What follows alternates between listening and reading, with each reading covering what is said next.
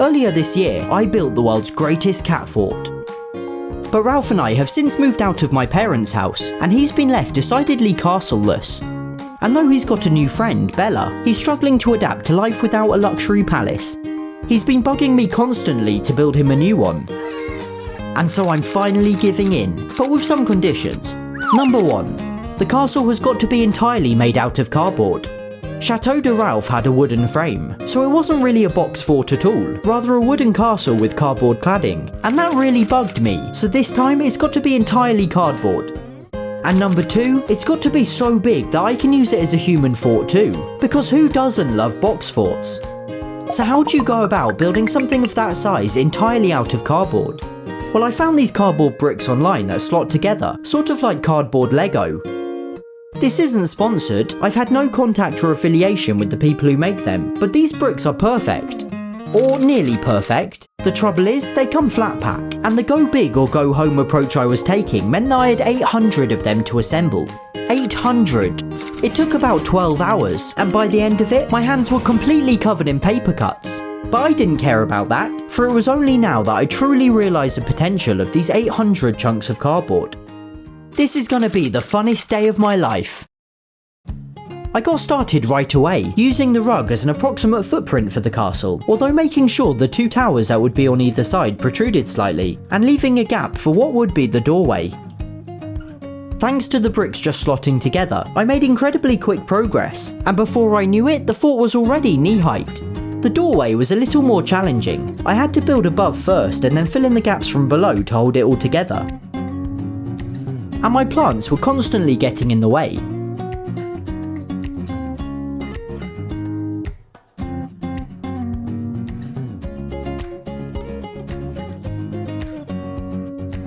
Soon it got tall enough that I could only just climb over the walls. It was time to test out the doorway.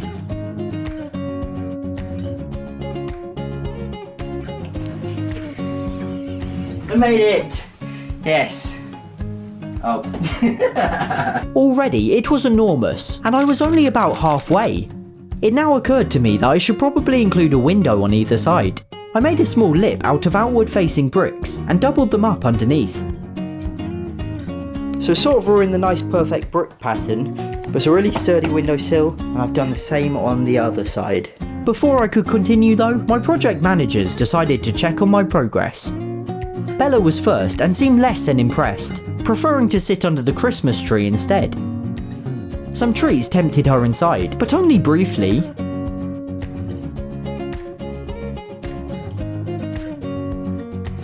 Ralph, however, was much more approving, gladly hoovering up the treats Bella had left behind. He sat down for a minute or two, inspecting my building work, before joining Bella back on the bed, and so I wasted no time getting to work on the rest of the castle. So that's it, we've used up all the ordinary sized bricks. It's looking pretty good. This is me stood on my tiptoes, so it's actually slightly taller than me. And then each tower, well, they're quite a lot taller than me. Bloody hell, from the outside it's enormous. I can't even fit it all in one shot. That's huge! Obviously I know this is the size of my living room, but this is the first time I'm really getting that realisation. So after using up all the regular sized bricks, next I used the single bricks to create battlements, that little square pattern often found at the top of castles. This is it, the very final brick. It's done. And then it was finished, structurally at least. In the morning, I decorate it with flags and banners and all that wonderful stuff, but for now I needed some sleep. I set up some motion censored night vision cameras to see if either of the cats were brave enough to explore overnight.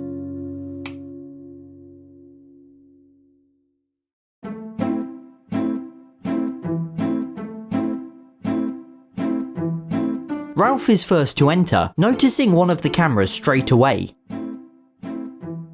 Bella follows, although she doesn't enter the castle. The camera cuts out, but when it's triggered again, you can just make out her tail sneaking away to steal Ralph's food.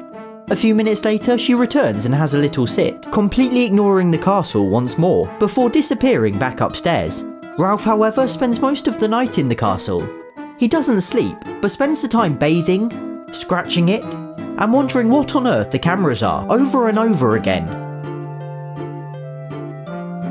At one point he even gets hyper and pounces on something. Just look at that butt wiggle. Here it is from the other angle. And then he's hyper, which is bad news for Bella, who's hungry again. On her way back, he pounces, and she retreats upstairs. And then soon I can be seen wiggling through the doorway in my pyjamas to turn off the cameras. So Ralph seems to like the castle, but Bella's completely disinterested. Maybe she'll warm to it if I make a flag with her face on. I made a banner for either side out of card and cut out a paper Ralph and paper Bella to stick on each one, as well as their names in a medieval looking font. As for the castle's name, I asked for your suggestions on my community tab and then put the most popular ones in a poll. The runner-up was Boxingham Palace, which I might have stolen from The Simpsons, and by far the winner, suggested by Arjun Armin, was the Royal Feline Residence of Raphael and Isabella. Now that's a few too many paper letters for me to cut out, so I'm gonna combine the two. I cut out Boxingham Palace in the same medieval font as the banners, but cheated and used stickers for the rest of it. All that was left was a few additions to the interior. I'd always wanted to put Ralph's chaise lounge in his old castle, but it just wasn't big enough. Well, that was no longer a problem with this giant of a new one, I just had to try and squeeze it through the doorway. I added a silver platter as a food tray fit for royalty, and as a finishing touch I added an art print which is available at halfasleepchris.com. Yup, that's a not so subtle merch plug. I'm also selling colouring books, plectrums, temporary tattoos and more. Go check it out, the link is in the description. But enough of that, it was time to formally open Boxingham Palace. May I cordially introduce you to Her Majesty, the Queen of Boxinghamshire. I was surprised to see that Bella absolutely loved the castle, probably because the chaise lounge was in there. And then His Majesty, the King of Boxinghamshire, decided to make an appearance too. He was once again inspecting the quality of my work, and judging by the way he rubbed his face on it, I'd say he was happy. And he soon discovered how fun it could be to jump out the windows. Bella followed suit out of the other window, whilst Ralph jumped back in and had a bit more of an explore, before once again leaving through the window. I really needn't have bothered building a door. Bella eventually found the food and had a royal-sized feast, whilst Ralph posed regally as though he was getting his portrait taken. Now I know what you're probably thinking. What if we ever come under attack from enemy cats who wish to claim Boxingham Palace as their own? Well, Bella's got that covered with her very own cardboard tank. On second thoughts, maybe don't attack us, please. But the one who enjoyed the castle most of all was undoubtedly me. I mean, I got to live out every child's dream and turn their living room into the ultimate box fort. And I guess the fact that the cats liked it too was just an added bonus.